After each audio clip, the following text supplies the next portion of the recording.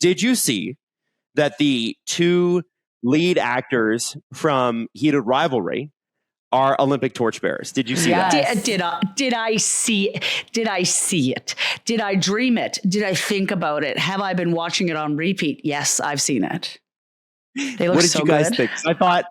I thought if nothing else, like the way that Americans refer to this show is I read it. I think it was in like Variety a couple days ago. Mm-hmm. They're like, it's a low budget Canadian show that's taken the world by storm. Low budget Canadian film. To be honest with you, if you know anything about Canadian productions, everything is a low budget film here. Everything is a low budget TV show here compared to the States, right? Yeah, like we just don't have the same population and the same sort of capital. And it has taken the world by storm in the same vein as Wuthering Heights. It's there's a little smutty in there, which is good. But it's what's I think captivated people is, and Americans are saying this show would never get made in the States, right? And these guys went from literally, a few thousand followers on Instagram to a few million in the last couple of months. Yeah. And now they're Olympic torchbearers. I think there's something really cool about that.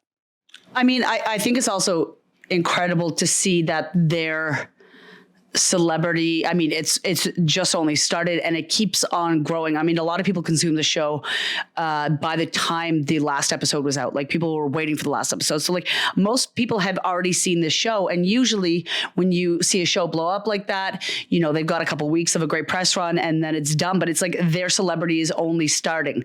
Politically, I found it interesting because, they with this being a hockey show, these were two lead actors on a queer hockey show, kind of going on the heels with the Olympics, all of the, politics and all of the legislation around trans athletes. I think if they were, 5, 10, 15 years into their celebrity, I don't think that they would have done the torch bearing thing. And it's been an interesting argument to see on the internet whether or not they should have done it. I don't think that they were in a place to make a political stance. I mean, these are two guys that were just like, working part-time jobs this time last year kind of thing. You know what I mean? Like they did not have the celebrity that they do now. That was a debate.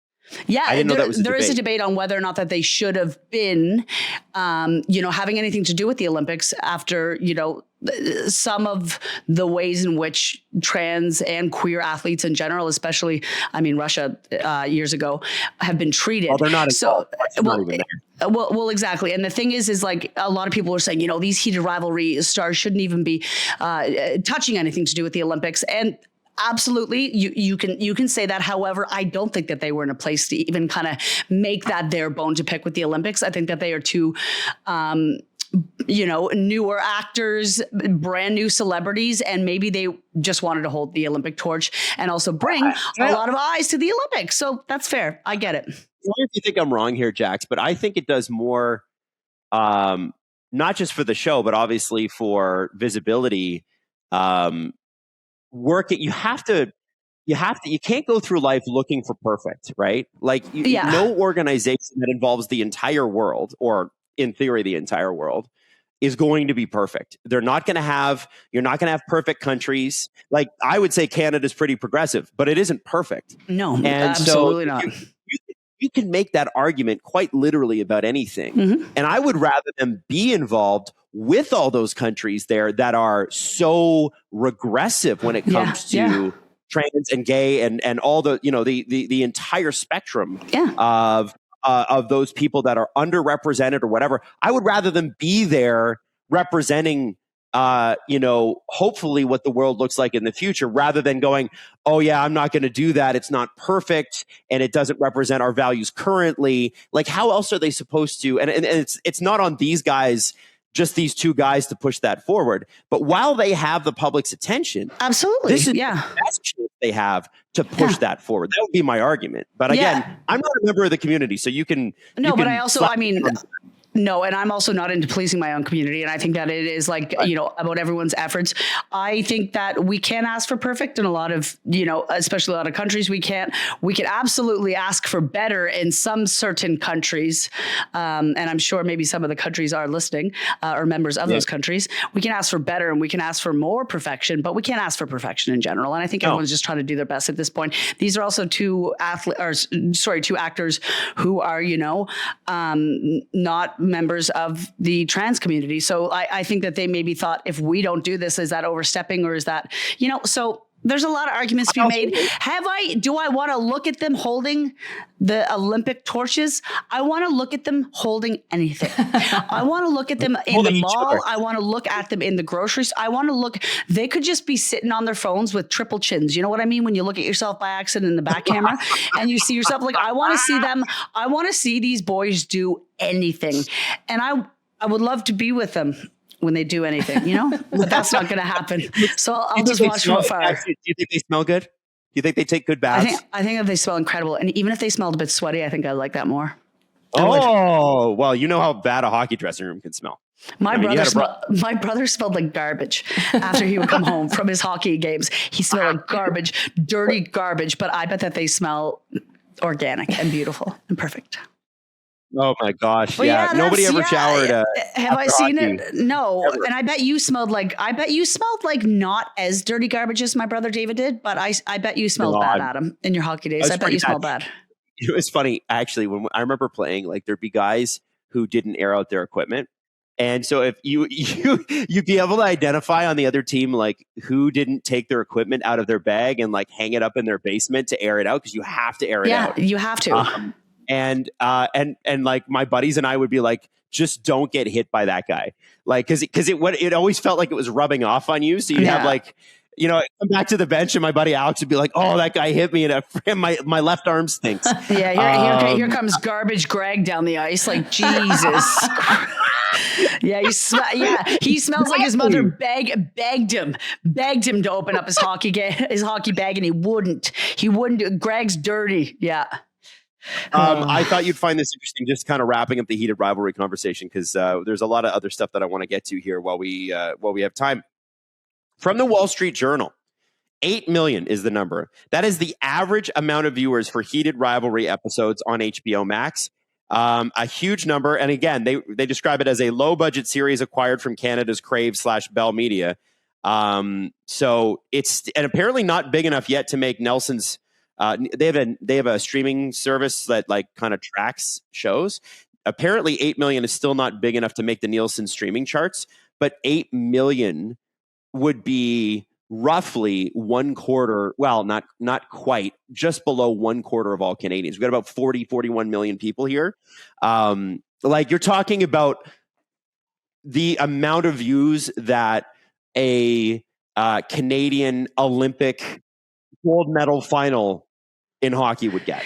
Like, it's crazy. There's a stat, and I'm definitely going to like butcher this stat, but I saw it somewhere that the finale of, and I mean, it's totally different eras and totally different measurements, but like the finale of Heated Rivalry had had over the amount of views that like the finale of Breaking Bad did, or something absurd like that. Wow. Like, it was like, and that was the most, I'll have to find the exact stat. And if I don't, Steph, please cut this out of the podcast.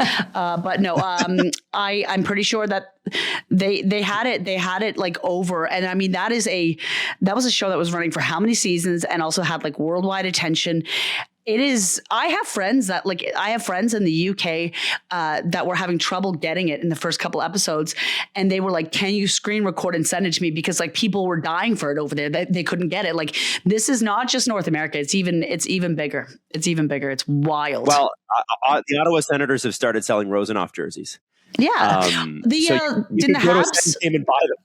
Didn't the Montreal Canadiens speak on them the other day? And I forget who it was, but I barely watch any hockey, but whoever this player was did a good job. And he said, you know what? It's bringing great attention to the sport. So I don't know. Probably Nick Suzuki, but I didn't see that interview either. He seemed good. He seemed like a good man. Did he? Well, you know, the vibes are good in Montreal right now. If you pay attention to hockey, that's a fun young team. I don't. And I won't unless they're sleeping together. Okay, that's my rule. Unless you're kissing, I'm not watching. Or it's Sidney Crosby or Brad Marchand. Listen, I'll watch one. I'll watch one, not the other. Can you do one of your East Coast calls, Jax, and have people from the East? Because the three best hockey players in the NHL right now from Nova Scotia are Sidney Crosby, Nathan McKinnon, and Brad Marchand. Brad Marchand, yes. Would you call somebody and ask them to rank the best of the three? Like, can you give me a power ranking?